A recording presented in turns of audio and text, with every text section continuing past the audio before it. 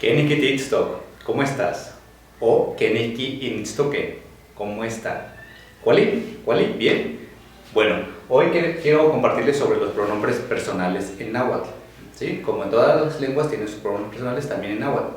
Solo también les comento que el náhuatl tiene más de 20 variantes. ¿Sí? Y se habla en muchos estados, en la República Mexicana, más de 15 estados y aparte en otros países y la migración, todo eso.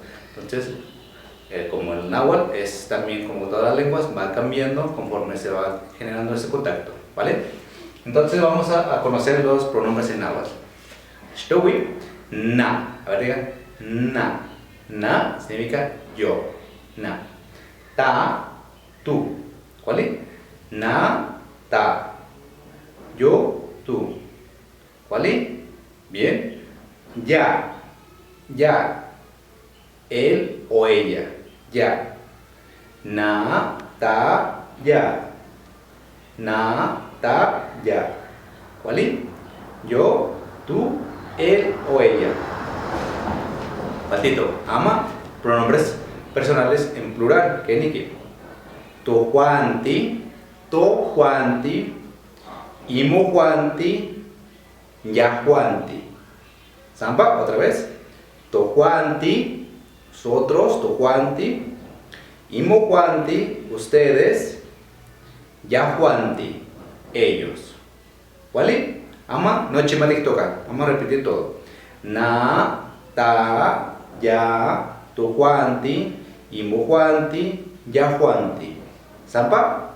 Na, ta, ya, to Juanti, imo Juanti, ya Juanti. Ahora vamos a anotar para que también vayan repasando en su tiempo libre. Entonces es na. Na, ta, ya, to Juanti,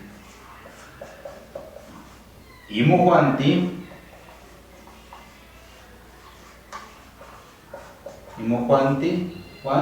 ya Juanti. Ya Juanti. ¿Vale? Nada, toca. Na, ta, ya, to Juanti, imo Juanti, ya Juanti. ¿Vale? ¿Saben? Na, ta, ya, to Juanti, imo Juanti, ya Juanti.